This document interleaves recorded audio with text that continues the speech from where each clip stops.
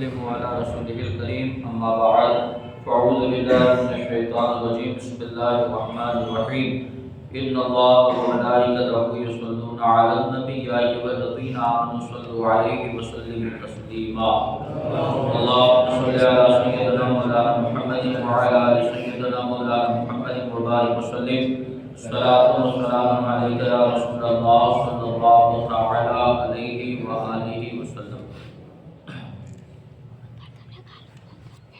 حضرت عیسیٰ علیہ السلام کے بعد ہمارے نبی حضرت محمد مصطفیٰ صلی اللہ علیہ وسلم کے علاوہ کسی اور نبی نے نہیں آنا تھا، اس لیے حضرت عیسیٰ علیہ السلام کی بعثت و رسالت کے مقاصد میں سے ایک بنیادی مقصد نبی کریم صلی اللہ علیہ وسلم کی تشریف آوری کی خوشخبری سنانا بھی تھا۔ حضرت عیسیٰ علیہ السلام کو نبی بنا کر بھیجنے میں اللہ کا ایک مقصد تھا کہ یہ حضرت عیسیٰ علیہ السلام کے بعد حضور آنے والے ہیں، ان کے بعد کوئی نبی نہیں آنے والا، لہذا حضرت عیسیٰ علیہ السلام کو حضور کے آنے کی خوشخبری سنانے والا بنا کر بھیجا۔ چنانچہ آپ نے اپنی قوم سے فرمایا، حضرت عیسیٰ نے، کہ اے بنی اسرائیل، میں تمہاری طرف اللہ کا رسول ہوں، اپنے سے پہلی کتاب تورات کی تصدیق کرنے والا ہوں اور اس عظیم رسول کی بشارت دینے والا ہوں جو میرے بعد تشریف لائیں گے اور ان کا نام احمد ہوگا۔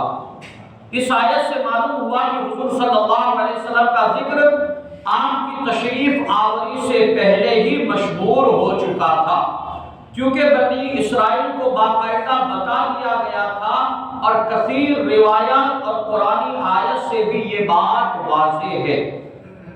حضرت کعب احبار رحمۃ اللہ تعالی سے روایت ہے، رضی اللہ تعالی سے روایت ہے کہ ایک مرتبہ حواریوں نے حضرت عیسیٰ علیہ السلام سے عرض کی، یا روح اللہ، آپ ہمارے بعد کوئی اور امت بھی ہے؟ کیا ہمارے بعد کوئی اور امت بھی ہے؟ ارشاد فرمایا، ہاں، احمد مجتبی محمد عربی صلی اللہ علیہ وسلم کی امت ہے جو ہمارے بعد ہے۔ وہ لوگ حکمت والے، علم والے، نیکوکار اور متقی ہوں گے۔ حضرت عیسیٰ علیہ السلام امت نبوی کی تعریف کر رہے ہیں، امت محمدیہ کی تعریف کر رہے ہیں کہ وہ لوگ کیسے ہوں گے؟ حکمت والے، علم والے، نیکوکار اور متقی ہوں گے، اور فقہ میں انبیاء کرام کے نائب ہوں گے، اللہ تعالیٰ سے تھوڑے رزق پر راضی رہنے والے ہوں گے اور اللہ تعالیٰ ان سے تھوڑے عمل پر راضی ہوگا۔ جب اللہ تبارک و تعالیٰ کے دیے ہوئے تھوڑے رزق پر وہ راضی ہو جائیں گے تو پھر ان کے تھوڑے عمل پر اللہ بھی راضی ہو جائے گا۔ ایک بار حواریوں نے حضرت عیسیٰ علیہ السلام سے عرض کی کہ اے عیسیٰ بن مریم، کیا آپ کا رب ایسا کرے گا کہ ہم پر آسمان سے ایک دسترخوان اتار دے؟ کیا آپ کا رب ہمارے لیے ایسا کرے گا کہ آسمان سے ایک دسترخوان اتار دے؟ اب اس سے مراد یہ تھی کہ کیا اللہ تعالیٰ اس بارے میں آپ کی دعا قبول کرے گا؟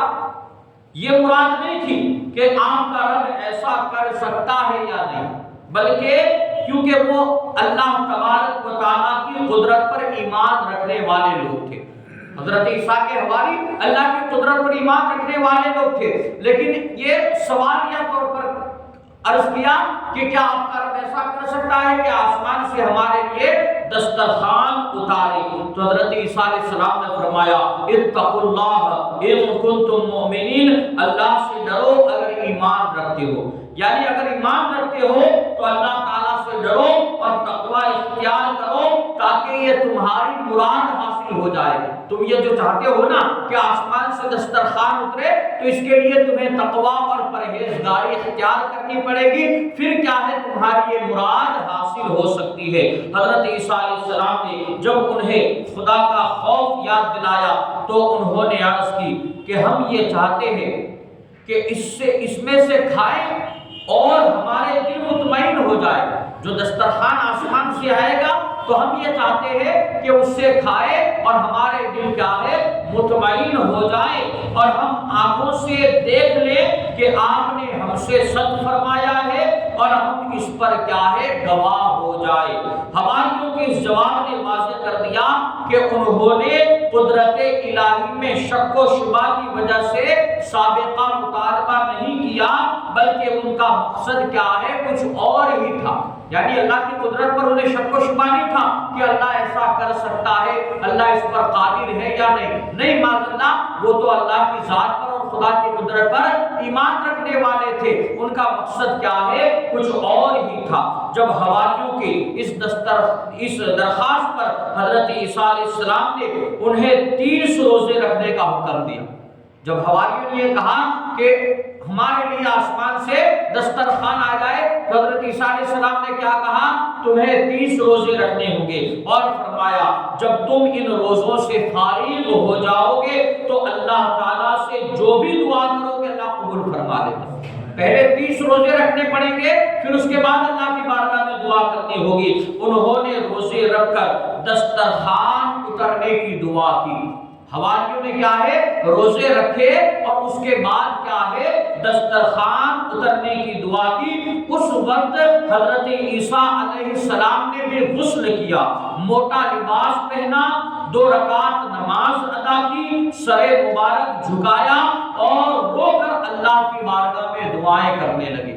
حضرت عیسیٰ علیہ السلام ان کے حواریوں کے ساتھ اللہ کی بارگاہ میں دعائیں کرنے لگے۔ اب وہ کون سی دعا کی، پھر آگے کیا ہوگا انشاءاللہ کل بیان کیا جائے گا۔ رب قدیر کی بارگاہ میں دعا ہے اللہ تبارک و تعالی علم دین سمجھ کر اس پر عمل کرنے کی نیک توفیق